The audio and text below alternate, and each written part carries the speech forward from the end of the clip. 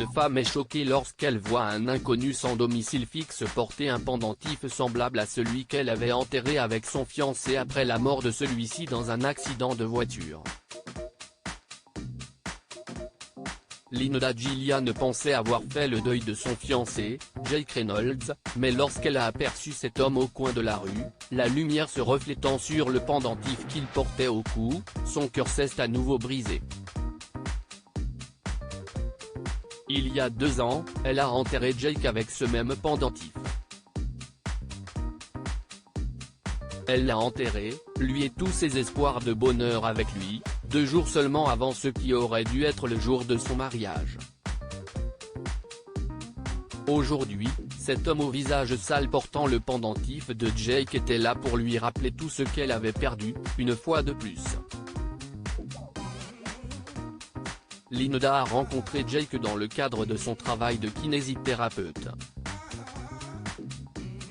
Le capitaine Jake Reynolds de l'armée américaine avait volé son cœur pendant qu'elle s'efforçait de redonner de la force à ses jambes. À la fin de sa thérapie, Jake est revenu et a demandé à Linda de sortir avec lui.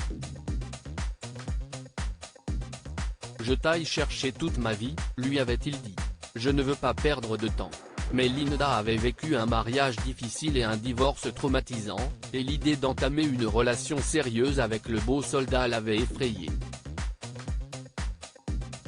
4 ans après leur rencontre, Linda a cependant accepté la demande en mariage de Jake et lui a promis de devenir sa femme. Ils ont passé les 9 mois suivants dans un tourbillon d'activités excitantes, organisant leur mariage, faisant restaurer et redécorer la petite maison qu'ils avaient achetée ensemble, se préparant pour un avenir meilleur. Puis le téléphone a sonné, et une voix à l'autre bout du fil a dit à Linda que Jake ne rentrerait pas à la maison. Ni ce soir, ni jamais. Un camion avait causé un terrible accident sur l'autoroute et, comme ça, Jake avait disparu de sa vie. Linda pensait avoir surmonté le pire, et maintenant la vue du pendentif de cet homme sale lui rappelait la même douleur qu'elle avait ressentie après la mort de son fiancé.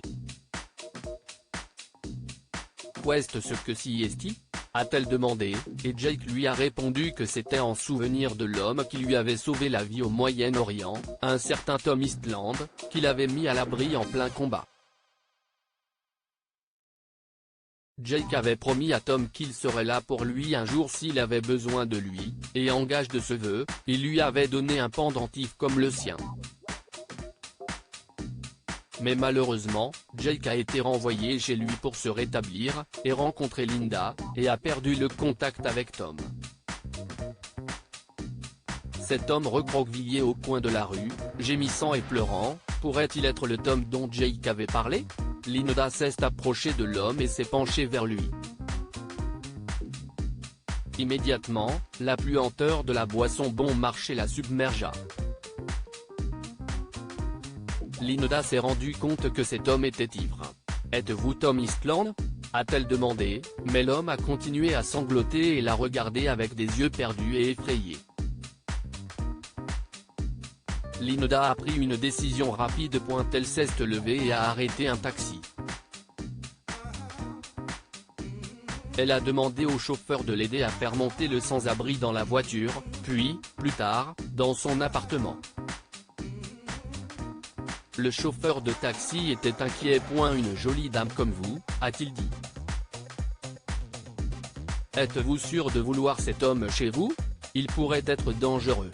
Mais Linda a remercié l'homme, lui a donné un généreux pourboire et l'a fait partir. Elle a ensuite installé le sans-abri dans sa chambre d'amis et l'a laissé dormir. Il s'est réveillé tard le lendemain matin et a trébuché dans sa cuisine, l'air perdu et confus. « Où suis-je ? A-t-il demandé. Cela dépend de qui vous êtes, lui a dit Linda calmement. « Quel est votre nom ? » Tom, a dit l'homme. Tom Eastland. Linda s'est levée et lui a pris la main. Dans ce cas, Tom, vous êtes ici chez vous aussi longtemps que vous en aurez besoin pour vous remettre sur pied, a-t-elle dit. Allez prendre une douche et vous raser. Je laisserai des vêtements propres sur le lit. Pourquoi faites-vous cela, madame ? A demandé Tom. Vous ne me connaissez pas. Linda a souri. Parce qu'il y a longtemps, vous avez sauvé quelqu'un qui m'était précieux et vous m'avez donné 5 années supplémentaires de bonheur, a-t-elle dit. Vous avez sauvé Jake Reynolds, et il a promis qu'il serait là pour vous.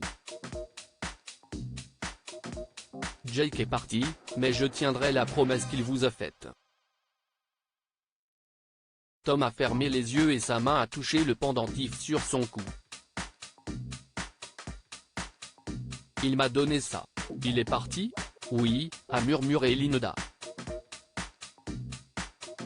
Oui, il est parti, mais je ferai ce qu'il aurait voulu que je fasse, vous aider si vous le souhaitez.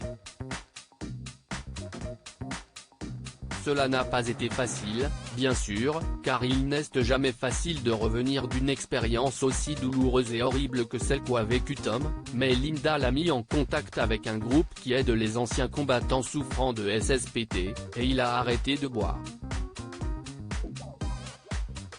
Tom a fini par travailler comme conseiller dans l'organisation qui l'avait aidé à se remettre sur pied. Il a maintenant son propre appartement, et lui et Linda ont commencé à parler de la possibilité d'être plus que des amis. Linda savait que Tom n'était pas Jake et qu'il ne pourrait jamais prendre sa place, mais peut-être, juste peut-être, qu'ils pourraient trouver un peu de bonheur ensemble. Jake aimerait bien. Que pouvons-nous apprendre de cette histoire ? La mort n'est pas la fin de la gratitude ou de l'amour. Même si Jake était mort, Linda était déterminée à respecter le vœu qu'elle avait fait à l'homme qui lui avait sauvé la vie. La vie nous offre parfois une seconde chance de la manière la plus inattendue qui soit.